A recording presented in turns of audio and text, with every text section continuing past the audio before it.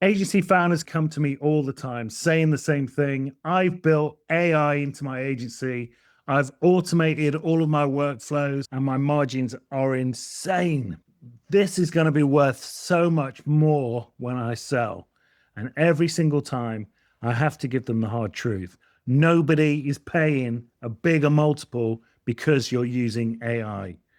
I've done this long enough to have seen hundreds of agency exits. And right now in 2026, this AI valuation myth is costing founders millions of dollars in misaligned expectations.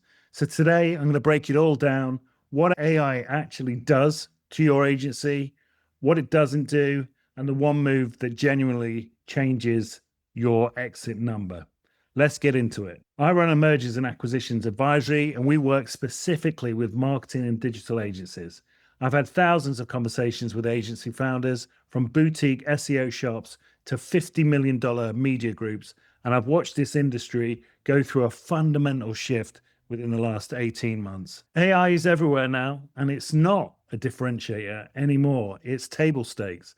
And the founders that understand that early are the ones who actually position their agencies well for exit. The ones who don't, they're the ones sitting across from buyers confused about why their offer came in at half what they expected. So let me be clear, AI genuinely is improving agency margins. That is real. I spoke with a guy who runs an agency out of San Francisco. He built custom GPTs trained on his clients' content.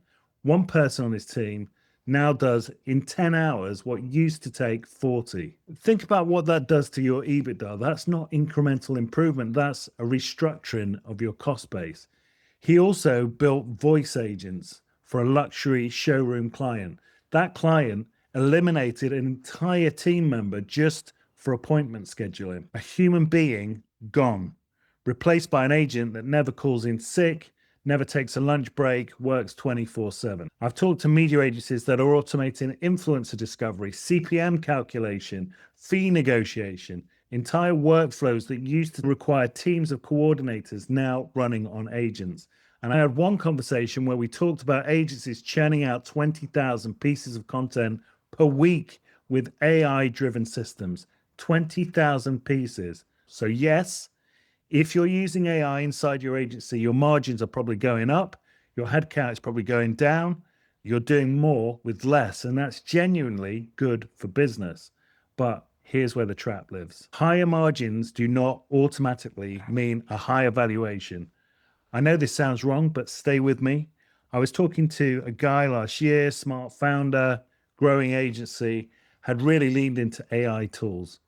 He was building a case for why his multiple should be higher. And I told him straight, everybody's using AI right now. That's not a differentiator. That's the baseline. When a buyer sits down to value your agency, they're not going to ask, are you using AI? They're asking, what's the risk of buying this company? How stable is the revenue? What happens when the founder leaves? Is there a real management team? Using AI internally answers none of those questions. In fact, and this is the counterintuitive part, sky high margins can actually hurt your valuation. I had this exact conversation with this guy. His margins were getting really strong and he thought pure upside. And I had to explain to him, if your EBITDA is 50, 55% margin, a sophisticated buyer looks at that and thinks there's no management team here. This is one person running a company on his own. And that's a risk, not an asset. A buyer is more likely to pay 10x multiple for an agency with 20 to 30% margins that has a real team, scaled processes, real infrastructure, than they are to pay for one person operating with 50% margins, even if the numbers look great on paper, because they're not just buying profit, they're buying a business that can operate without you. AI that replaces your team doesn't give them that. It gives them a fragile system with a single point of failure. I had a conversation with another agency owner earlier in the year. He'd built some impressive internal tooling, AI-powered reporting, automated client dashboards. He genuinely believed it would push his multiple up. I had to tell him, only if it's client facing and revenue generating. That's the rule I use. Does it live at the front door of your business or is it just inside the walls? Another brilliant agency founder that I spoke to runs a media agency, built an AI system that cut his reporting time from 10 hours per report down to 30 seconds. That's incredible internal efficiency. But I told him that tool needs to generate revenue for it to change your valuation.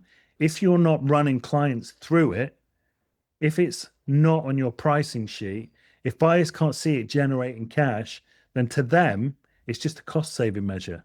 Cost savings show up in your EBITDA, and that's it. That's not nothing. It moves your margin, which moves your EBITDA, which moves the absolute value of a given multiple, but that doesn't move the multiple itself. The only things that moves the multiple is changing the category of the business that you're selling. AI can absolutely change your exit if you do one specific thing with it. You turn it into a product. Agency multiples typically land at 4 to 6 times EBITDA. That's the range. A good agency, clean books, strong retention, maybe you push to 7x if the conditions are right. SaaS multiples, we're talking 10x revenue, not EBITDA, revenue. That's a completely different universe. I sold an agency, I can't give you the details, but the founders thought they were walking away with $6 to $7 million. They had a strong agency, but they also had built a platform, a client facing software tool with its own subscription revenue.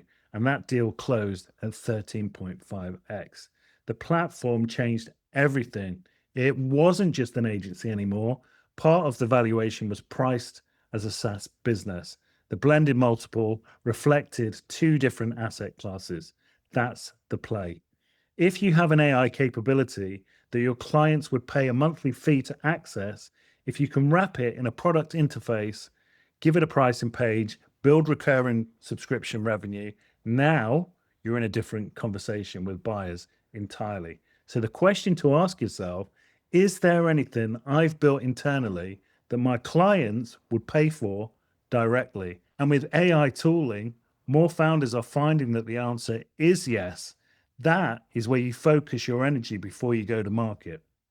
One more thing I need to address because it matters for how you think about your agency's positioning going forward. AI is not just changing margins, it's threatening entire categories of agency work.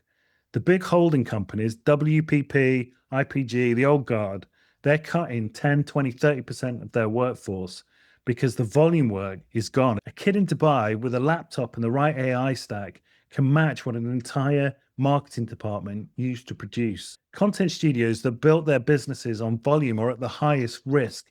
The expensive New York studio with the fancy office churning out e-commerce product photographs, they're competing with someone in a bedroom running Mid-Journey at scale. The work that AI cannot replace is the work that requires physical presence, real relationships, and genuine human experience. Immersive, experiential, creator economy at the high end, brand experiences that physically put people in a room, pop-up cinemas, night branded courts for NBA activations. Brands are paying $3 to $5 million for 1 week's worth of pop-up. That can't be faked with an AI agent. If you're in a commoditized service category, the time to reposition is now before the buyer realizes it too. AI is a margin tool, full stop. It makes your operations more efficient.